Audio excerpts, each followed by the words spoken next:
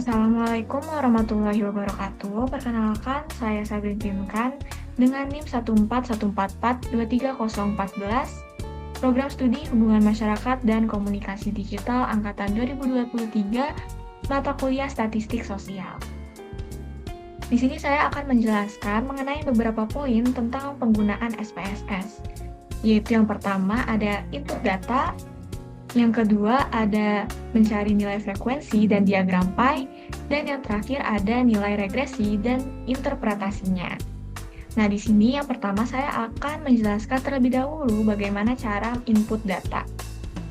Nah, di sini pastikan sudah berada di variable view, bukan di data view. Nah, yang pertama di name, saya akan input data P1 dengan label jenis kelamin. Value-nya adalah di sini kita klik, kita tulis 1 dengan label laki-laki, lalu add, dan simbol 2 sebagai perempuan. Lalu add dan ketik OK. Nah, di sini pastikan desimalnya itu adalah 0 karena agar hasilnya tuh nanti tidak desimal. Ini measure-nya nominal dan kita lanjut ke yang kedua. Di sini desimalnya 0. Masukkan angkatan masuk. Value-nya adalah 1 untuk 2020, lalu add, 2 untuk 2021, lalu add, 3 untuk 2022, dan 4 untuk 2023.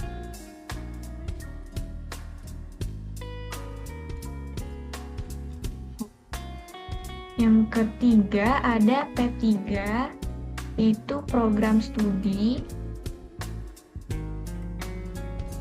Ini kita ke 0 lagi. Value-nya 1 untuk humas. Caranya sama seperti tadi, 2 komunikasi,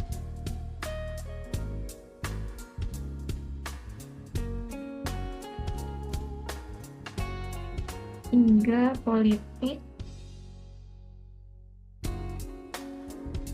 dan 4 Maroko.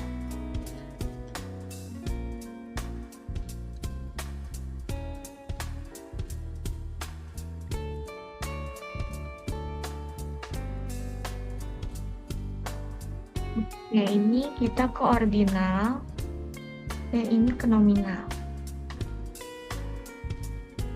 Nah, selanjutnya ada beberapa pertanyaan, yaitu di sini kita tulisnya X1. Pertanyaannya itu adalah dosen mengimpor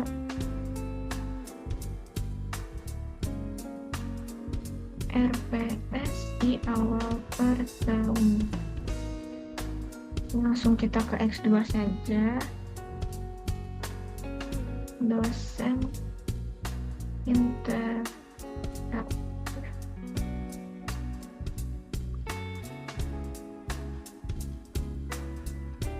dosen menyampaikan materi dengan mudah dipahami. Nah, ini value-nya merupakan alternatif dari jawabannya, yaitu yang pertama ada sangat tidak setuju, lalu add, 2 tidak setuju,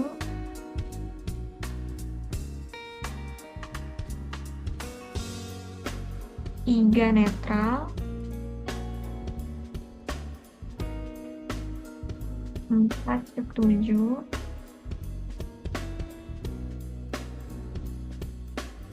dan 5 sangat setuju. Add, lalu OK. Desimal kita 0 lagi supaya hasilnya dia tidak desimal. dan bilangan bulat. Ini langsung aja kita copy ke bawah. Oke, nah ini kita scale karena alternatif jawabannya itu dia berupa scale ya. Oke. Nah, ini merupakan cara input data dari pertanyaan-pertanyaan. Untuk poin yang kedua, kita akan mencari nilai frekuensi dan juga diagram pie. Di sini saya sudah memiliki datanya. Nah, untuk mencari frekuensi dari data tersebut, kita harus ke analyze terlebih dahulu, kemudian descriptive statistics, frequencies. Nah, di sini kita akan mencari satu variabel saja ya. Jadi saya akan memindahkan hanya satu variabel. Kemudian di sini kita klik charts, kemudian pie charts, ke percentage, continue, dan ini pastikan display frequency table-nya itu terchecklist. Lalu klik OK. Nah, di sini akan terlihat nih tabel-tabelnya. Di sini terpampang bahwa data yang kita ambil valid dengan responden 20 dan missingnya 0. Di sini juga ada frekuensi dari masing-masing responden dari jawabannya. Yaitu tidak setuju ada 3, ragu-ragu ada 2, setuju ada 8, sangat setuju ada 7, dan totalnya ada 20 responden. Nah, sebelah sini ada kumulatif persen, yaitu persentase dari frekuensi. Nah, di bawah sini ada diagram pie-nya. Nah, untuk menampilkan persentase dari diagram pie ini, bisa kita klik 2 kali, lalu akan muncul seperti ini, dan kita klik di sebelah kiri. Nah, di sini akan muncul nih persentasenya. Dari mulai tidak setuju ada 15%, yang ragu-ragu ada 10%, yang setuju ada 40%, dan sangat setuju ada 35%. Jadi begitu cara mencari tabel frekuensi dan juga diagram pie dari sebuah data. Untuk poin yang terakhir, di sini kita akan mencari nilai regresi dan interpretasinya. Nah, sebelum kita mencari regresi, kita harus ke transform terlebih dahulu untuk compute variabelnya. Nah, di sini kita akan compute dulu yang X. Di sini kita harus memasukkan satu persatu. Ditambah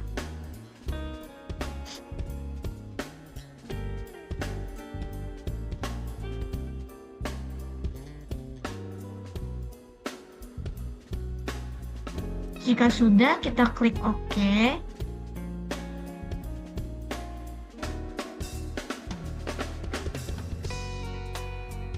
Kemudian kita ke transform lagi, compute variabel.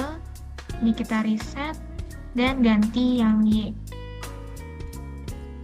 Sama seperti tadi, kita masukkan satu persatu, kita tambahkan.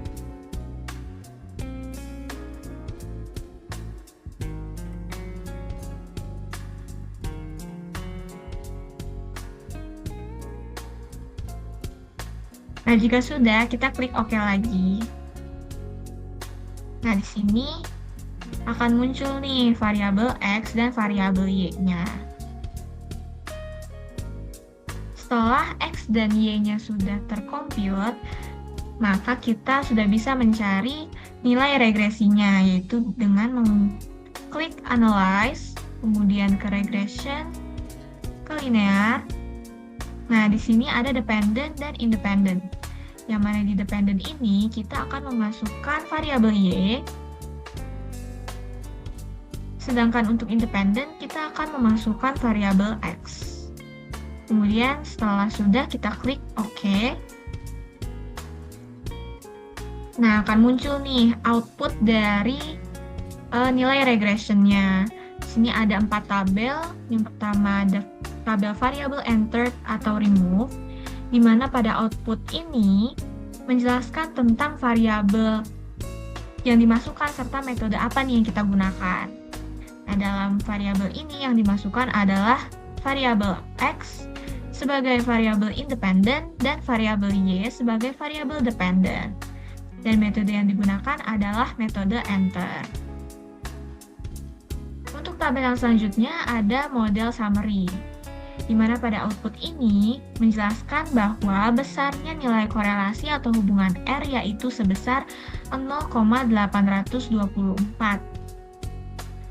Dari output tersebut diperoleh koefisien determinasi sebesar 0,679, yang mana maksudnya adalah pengaruh variabel bebas atau X terhadap variabel terikat atau Y adalah sebesar 67,9%.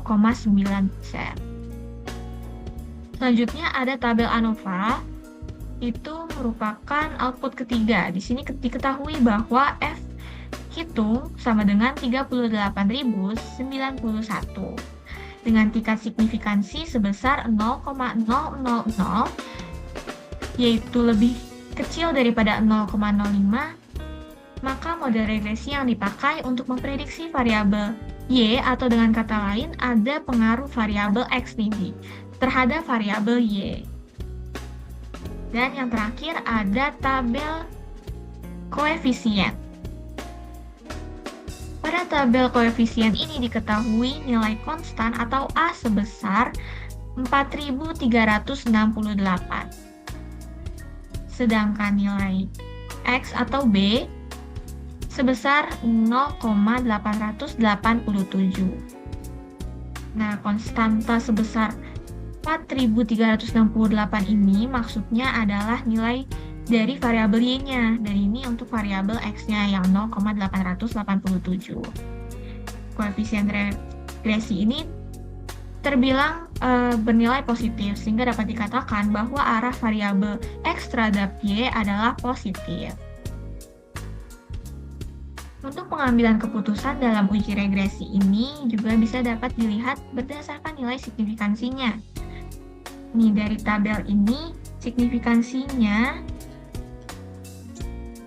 adalah 0,000, yang mana lebih kecil nih daripada 0,05, sehingga dapat disimpulkan bahwa variabel X berpengaruh terhadap variabel Y. Seperti itu saja yang dapat saya sampaikan mengenai bagaimana cara penggunaan SPSS terkait 3 poin yang sudah saya jelaskan sebelumnya. Sekian dari saya. Wassalamualaikum warahmatullahi wabarakatuh.